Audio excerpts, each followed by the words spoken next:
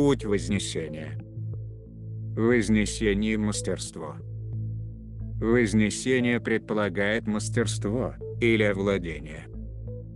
Возносящийся человек овладевает эмоциональной, ментальной и биологической энергетической природой. Эмоциональное мастерство предполагает преодоление ненависти, страха, боли, смятения, чувства горечи и подавленности, а также страданий и смерти, которые насаждают текущую человеческую мыслеформу жертвы. Ментальное мастерство предполагает овладение мыслеформой, преодоление ложных концепций ума, стереотипов полярного мышления, которые насаждают текущую ментальную парадигму человечества. Когда человек движется к выходу за пределы вышеперечисленного, он ведет борьбу исключительно со своими внутренними демонами, или другими словами, теми сущностями, которые разрушили его предков, лишив их генетических материалов и мыслеформы. Как только восходящий разрушает разрушителя на нефизическом плане, он побеждает, и в ходе победы возвращает себе еще один сегмент древней генетики и мыслеформы, в который затем может восходить на физическом плане.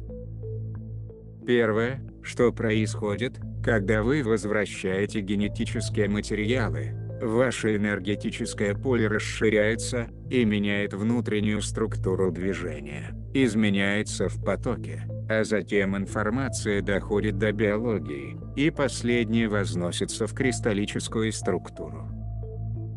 Такого рода мастерство не дается легко, ибо вы можете бороться с такими внутренними демонами на каждом шагу своего пути. Вот почему путь Вознесения только для истинно духовного воина. Ибо, если подобное сражение кого-то пугает, то в этом случае он не минует проигрыша, и потерпит неудачу в попытке вознестись в этой текущей жизни. До сегодняшнего дня мы не раз видели посвященных, немало продвинувшихся, позже достигавших основных сражений с нефизическими силами.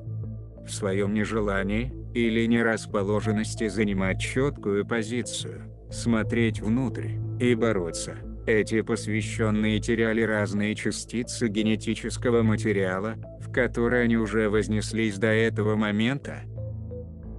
В таком случае, энергетическая вибрация тела снижается до прежнего уровня, входя в страх, боль и страдания, которые уже были преодолены. Нужно искать и находить форму высказывания всякой дискомфортной эмоции, всего, что гнетет или раздражает, и стремиться сформулировать находящиеся за этим внутренние причины. Нужно сопротивляться любой бессознательной спонтанности. Предки оказались не в состоянии этого делать, и поэтому в результате произошло одно падение сознания за другим. Для человечества или Земли это не принесло ничего хорошего, а лишь привело к точке, в которой люди помнят так мало, что забыли, что живут в конце временного цикла, и что пришло время возноситься. Те, которые отказались от внутренней борьбы за вознесение, совершили сделку с тьмой. Согласно сделке, тьма не преследует их. Увы, при таких условиях люди лишь приводят себя к тому, чтобы быть использованными тьмой в отношениях с другими, а это приведет на долгом пути к неудавшемуся восхождению. Именно такие формы вознесения привели миллионы людей к объединению в ложное групповое тело света, которое в недалеком прошлом разрушало ваш солнечный энергетический поток. У тьмы были свои планы на использование таких вознесений, поэтому такие люди не должны были внутренне бороться за вознесение, а лишь наращивать энергетику поля, оставляя свое бессознательное неинтегрированным.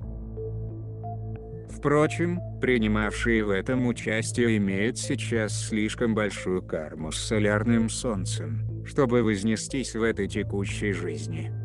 Некоторые создали даже непомерно огромную карму, чтобы быть очищены в конце полного временного цикла, и в итоге связанные с ними предки будут возвращены Плеядам или Сириусу на момент их смерти.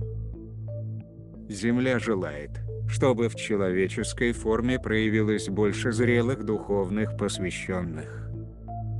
Люди предрасположены ощущать себя обессильными и больше полагаться на силу внешнего бога или инопланетных друзей, которые должны прийти, чтобы спасти их. В такой ситуации люди бесконечно жалуются: «Избавьте меня, спасите меня, сохраните меня». Возлюбленные, никто не может спасти вас, кроме вас самих. И вообще, во внешнем мире не существует никакого спасителя. Нужно хотят преодолевать себя, через намерение вознестись. В намерении совершить полное вознесение, открываются архивы вашей прошлой кармы, и можно будет очищать карму, и восстанавливать у себя кристаллическую генетическую светокопию. В таком случае, можно стать духовным воином, и совершить энергетическое сражение с силами, которые со временем опустошили ваших предков. Выигрывая у таких сил внутреннее сражение, вы заякоряете генетическую светокопию, и восходите в нее, со временем становясь регенеративным в своей биохимии. Земля не может совершить ваше сражение за вас. У Земли так под рукой достаточно собственных сражений со схожими силами, ограбившими Землю на мировой шкале. Земля выигрывает свои сражения, и будущее вхождение в Великое Центральное Солнце кажется сейчас более уверенным, чем когда-либо ранее. Каждый вид, каждый человек должны совершать собственную битву, каждый должен поднимать себя из боли, страдания, тоски, болезни, войн, ненависти, жестокости, высокомерия, гордыни, бедности и нехватки, мучивших человека в этой жизни, и миллиардах других жизней. Возлюбленные, мы возвращаемся домой.